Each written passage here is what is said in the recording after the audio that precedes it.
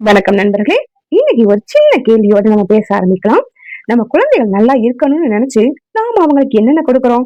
நல்ல ஸ்கூலு, நல்ல ட்ரெஸ், அவங்க கேட்கிற பொருட்கள், நல்ல வாழ்க்கை, எல்லாமே பார்த்து பார்த்து செய்யறோம். ஆனா ஒரு விஷயம் மட்டும் சில நேரம் நம்ம கவனத்துக்கு வராம போயிடுது.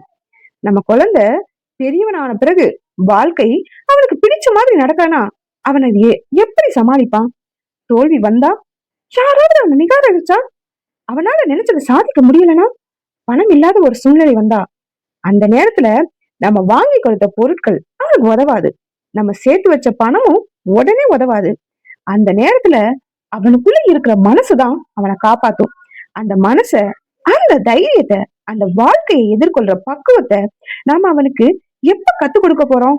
அதனாலதான் இன்னைக்கு நம்ம வாழ்க்கை உண்மைகள்ல குழந்தை வளர்ப்பை பத்தி கொஞ்சம் மனசு விட்டு பேசலாம்.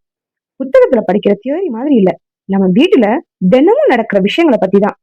ஒருவேளை நீங்க அப்பாவா இருக்கலாம், அம்மாவா கூட இருக்கலாம், இல்ல இன்னும் குழந்தை இல்லாதவரா கூட இருக்கலாம். எப்படி இருந்தாலும் இந்த விஷயங்கள் ஒரு நாள் உங்களுக்கு கண்டிப்பா தேவைப்படும்.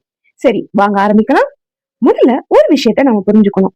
குழந்தைய வளர்க்கறது அப்படின்னா அவனுக்கு எல்லாத்தையும் கொடுக்கறது கிடையாது.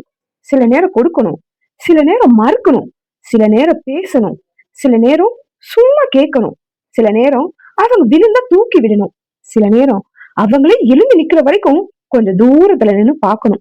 இதுதான் உண்மையான வளர்ப்பு. நீ புத்திசாலின்னு சொல்றதை விட நீ நல்லா முயற்சி பண்ணிருக்கன்னு சொல்லுங்க.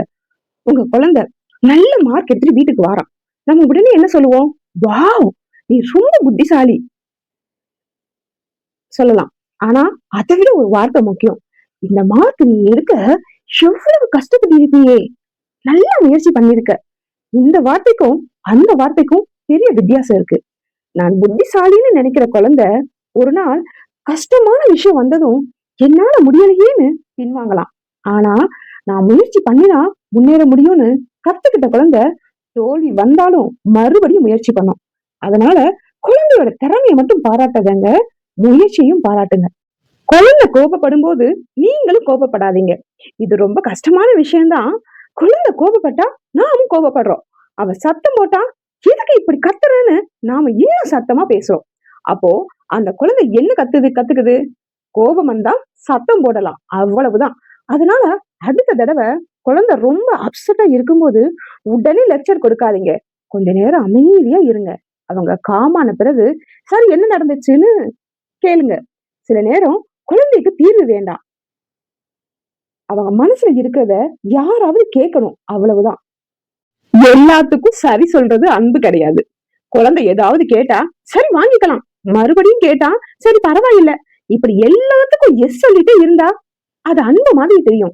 ஆனா நாளைக்கு வாழ்க்கை இல்லைன்னு சொல்லும் போது அந்த குழந்தைக்கு அதை ஏத்துக்கவே கஷ்டமா இருக்கும். அதனால சில விஷயங்களுக்கு இல்ல கண்ணா இப்ப வாங்க முடியாதுன்னு சொல்லுங்க. காரணத்தையும் சொல்லுங்க. நம்மளால இப்ப செலவு பண்ண முடியாது, இது இப்ப தேவையில்லாத விஷயம், கொஞ்ச நாள் காத்திருக்கலாம்னு சொல்லலாம். ஒரு குழந்தைக்கு இல்லைன்னு ஏத்துக்க கத்து கொடுக்கறதும் வளர்ப்புதான். யாரோடையும் ஒப்பிடாதீங்க. அந்த பையனை பாரு, உன் கசின் எவ்வளவு நல்லா படிக்கிறான், உன் சித்தி பொண்ணு எவ்வளவு அழகா படிக்கிறா, அவளை பாரு எவ்வளவு அமைதியா இருக்கிறா. இப்படி சொல்றது நம்ம வீட்டுல ரொம்ப சாதாரணம். நம்ம நோக்கம் தப்பு இல்ல, அவனை மோட்டிவேட் பண்ணணும் தான் நினைப்போம்.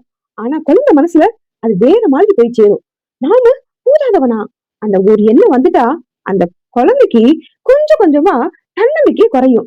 அதனால உங்க குழந்தைய அவங்க பக்கத்து வீட்டு குழந்தையோட கம்பேர் பண்ணாதீங்க. ஃபர்ஸ்ட் நேற்று இருந்த உங்க குழந்தையோட இன்னைக்கு இருக்கிற குழந்தைய கம்பேர் பண்ணுங்க. நீ முன்னாடி விட இப்ப நல்லா பண்ற, இந்த வார்த்தை அவங்களுக்கு நிறைய கான்பிடன்ஸ் கொடுக்கும். நீங்க எப்படி இருக்கீங்களோ அதை தான் குழந்தையும் கத்துக்கும். ஒரு விஷயம் சொல்லட்டுமா? குழந்தைகளுக்கு நாம கொடுக்கிற மிகப்பெரிய லெசன் எது தெரியுமா? நாம பேசுற வார்த்தைகள் இல்ல, நம்ம வாழ்ற வாழ்க்கை தான். நீங்க வீட்டுல எல்லாருக்கிட்டையும் மரியாதையா பேசுறீங்கன்னா அவங்க அதை கத்துப்பாங்க. நீங்க கோபம் வந்தாலும் கூல் பண்ணிக்கிறீங்கன்னா அவங்க அதை பார்த்து கத்துக்குவாங்க. நீங்க வீட்டுல புத்தகம் படிக்கிறீங்கன்னா அவங்களுக்கு ஒரு சாதாரணமா ஆகிடும். ஆனா நாள் முழுக்க நம்ம போன் பார்த்துட்டு போன் பார்க்காதன்னு குழந்தைகிட்ட சொன்னா அது எப்படி வேலை செய்யும்?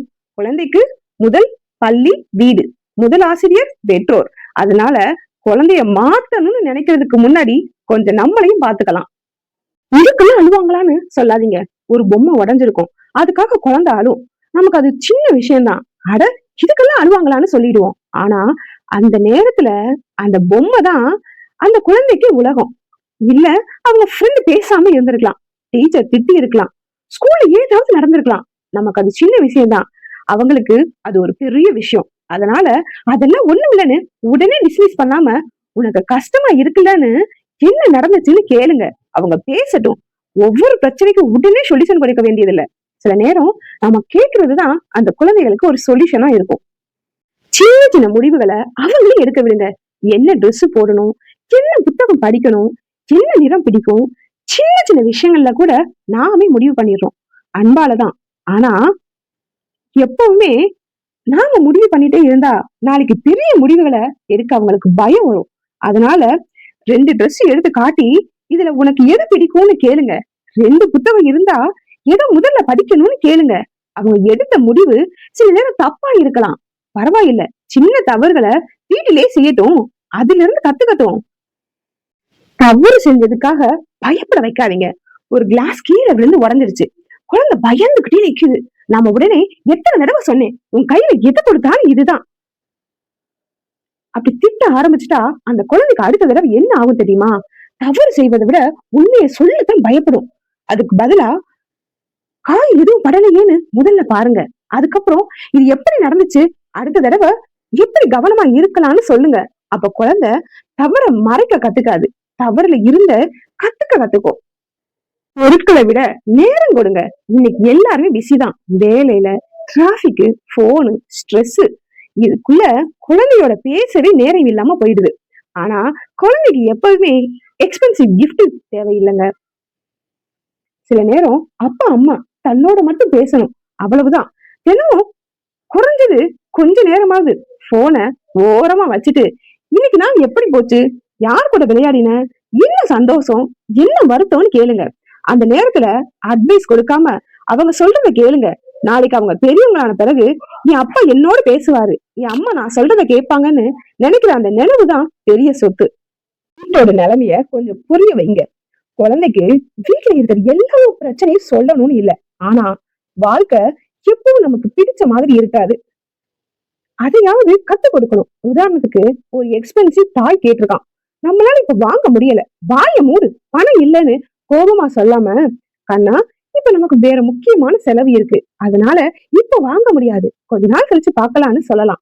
இதுல குழந்தை 2 விஷயம் கத்துக்கும், பணத்தோட மதிப்பு, காத்திருக்க பழக்கம். இரண்டுமே வாழ்க்கைக்கு ரொம்ப முக்கியம். சின்ன சின்ன பொறுப்புகளை கொடுங்க. அவன் சின்ன பையன், இவனுக்கு என்ன தெரியும்னு எல்லாத்தையும் நாமே செஞ்சுட்டே இருந்தா அவங்களுக்கு பொறுப்பு வரையாது. விளையாடினா பொம்மையை எடுத்து வைக்கட்டும், தன்னோட பேக்க ரெடி பண்ணட்டும், சாப்பிட்ட பிளேட்டை எடுத்துட்டு போய் வைக்கட்டும். சின்ன வேலைதான், ஆனா அந்த சின்ன வேலைதான் நாளைக்கு இது என்னோட பொறுப்புன்னு நினைக்க வைக்கும். குழந்தைய எப்பவுமே பாதுகாப்பா வச்சிருக்கணும், ஆனா எல்லாத்தையும் நாமே செய்து கொடுத்துட்டு பாதுகாக்க கூடாது. அவங்களால செய்ய முடிஞ்சதை அவங்களே செய்ய கத்துக்கணும். அது மட்டும் நிபந்தனை இல்லாததாக இருக்கணும். இது எல்லாத்தையும் விட முக்கியமான விஷயம். குழந்தை மார்க் நல்லா எடுத்தா மட்டும் அன்பு, நாம சொல்றத கேட்டா மட்டும் அன்பு, ஜெயிச்சா மட்டும் பாராட்டு, இது மாதிரி இருக்கக்கூடாது. குழந்தைக்கு ஒரு விஷயம் தெளிவா தெரியணும், நான் தவறு பண்ணலாம், நான் தோற்கலாம், அம்மா அப்பா என்ன திட்டலாம், ஆனா என்ன நேசிக்கிறது மட்டும் மாறாது.